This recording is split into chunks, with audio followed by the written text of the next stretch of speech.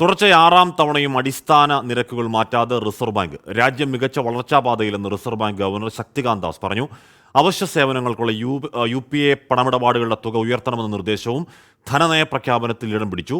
വായ്പാ ഇടപാടുകളുടെ ഫീസിൽ ഒരു ഒളിച്ചുകളിയും വേണ്ട എന്ന് ബാങ്കുകളോട് RBI പറയുകയാണ്. ഭൗമരാഷ്ട്രീയത്തിലടക്കമുള്ള അനിശ്ചിതത്വങ്ങൾക്കിടയിൽ ജാഗ്രതയോടെയുള്ള ധനനയ പ്രഖ്യാപനം തുടരുമെന്നാണ് നയപ്രഖ്യാപനത്തിൽ ഗവർണർ ശക്തികാന്ത ദാസ് പറഞ്ഞത്.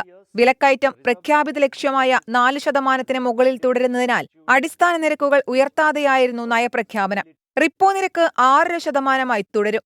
അടിസ്ഥാന നിരക്ക് അധിഷ്ഠിതമായ വായ്പകളുടെ പലിശ നിരക്കുകളും ബാങ്കുകൾ മാറ്റാനിടയില്ല. ഭക്ഷ്യവില വരും മാസങ്ങളിലും പണപ്പെരുപ്പം കൂട്ടുമെന്നാണ് നിരീക്ഷണം. മറ്റ് രാജ്യങ്ങളെ അപേക്ഷിച്ച് ഇന്ത്യ മികച്ച നിലയിലാണെന്ന് RBI വിലയിരുത്തി.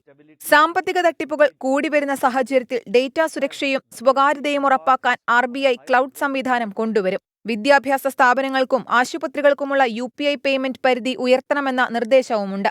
പണമിടപാട് പരിധി 1 ലക്ഷത്തിൽ നിന്ന് 5 ലക്ഷമായി ഉയർത്താനാണ് നിർദ്ദേശം. ഡിജിറ്റൽ പേയ്മെന്റ് സുരക്ഷ ഉറപ്പാക്കുന്നതിനായി പുതുക്കിയ ചട്ടക്കൂട് വരുമെന്നും റിസർവ് ബാങ്ക് ഗവർണർ പറഞ്ഞു.